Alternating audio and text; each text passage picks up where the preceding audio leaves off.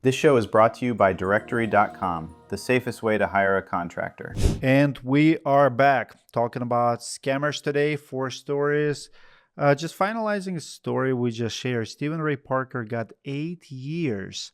Not much money was stolen, a little bit over 100,000. We've seen contractors steal millions and not getting this kind of sentencing. I think that one of the reasons is because it was $75,000 of FEMA money. You don't mess with the government like that. What do you guys think? Why so much? Is it FEMA or elderly or somewhere there? It could be.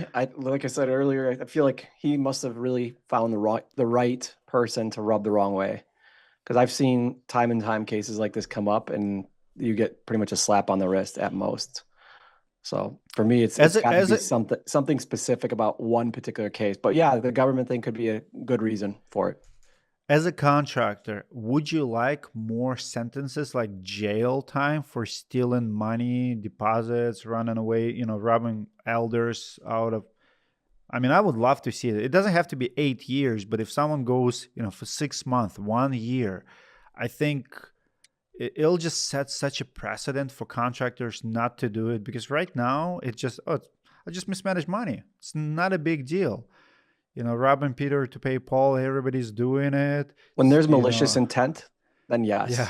I think if it's, the death of a business, it happens, unfortunately. That's why they have bankruptcies and all this other stuff. But when you see someone bankruptcy is a different. When seeing someone being intentionally deceptful, I think that they deserve it.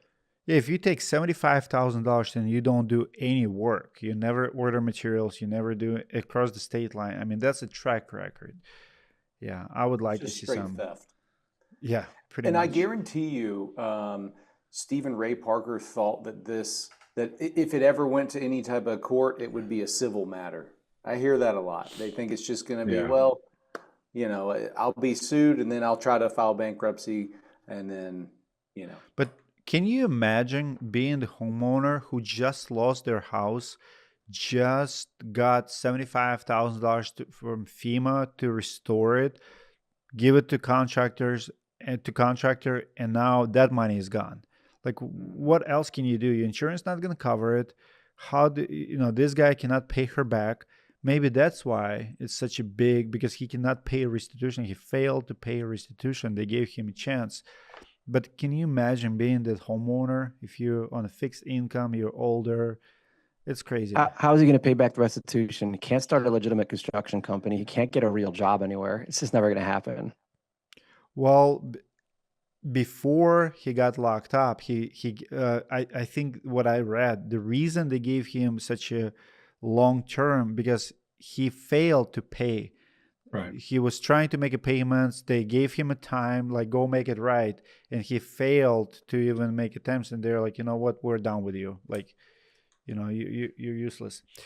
Brent, let's go with the California story. What happened there? Yeah, so this is a contractor nightmare.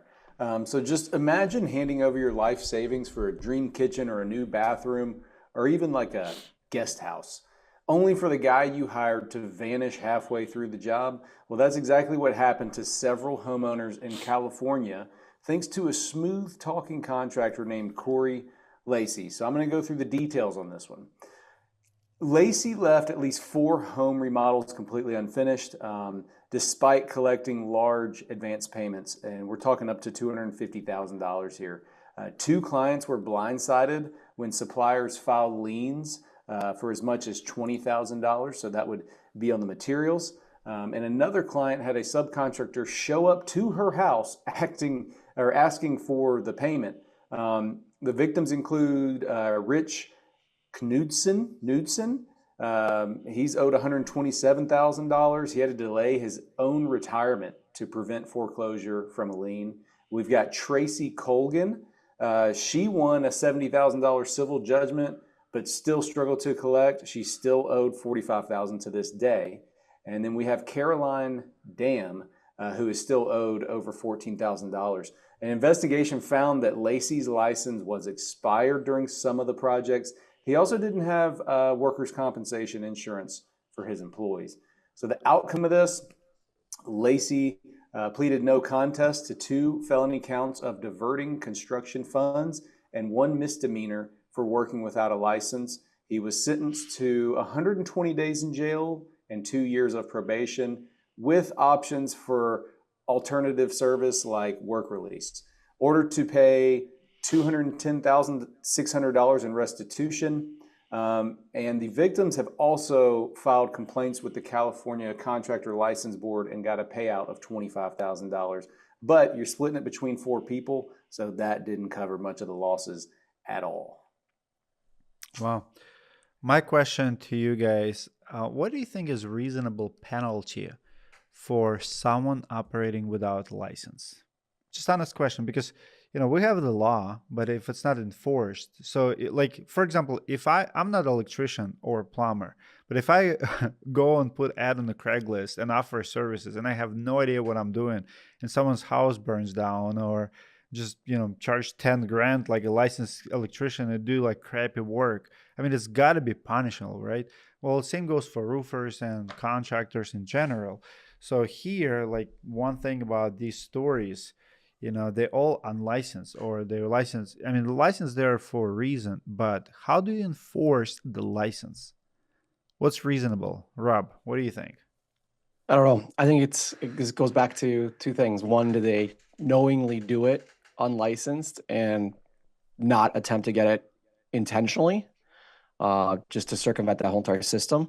That's different. Then it's going back to that LOL. But if it's an honest mistake, I don't know. Like if his license if you just relapse, if you lost it, yes, it happens. We're human. Like we're small businesses, we're not huge corporations where someone's in charge of this little bucket. We wear a lot of hats, so the reality is it's possible. It could happen to anybody. Again, if at the end of the day, even if you don't have that license, you should probably be even more careful to make sure you do everything perfect, so you don't have these problems at the end. So that's my thought. I think this guy just gave up. He's like, he knew that he's going under. He's like, forget about paying for insurance, forget about my license. I'm done. That's how I read this story. Yeah, I would agree. Yeah, I would say that's probably what was going on there. It looks like he tried to make some type of a payment back to Tracy Colgan, which is still not good enough, right? But to his point on it too was, I think it's got to be about intent, but if we go to your story about if I wire a house and it burns down, I also think there's negligence involved. So if I wire and it burns down, I don't have a license in it, and then it creates a death. Like, I think that's another story too, right? So it's intent plus with negligence. So, like if he was working on this bathroom and something exploded in there and somebody got hurt, like I do think there's longer penalties.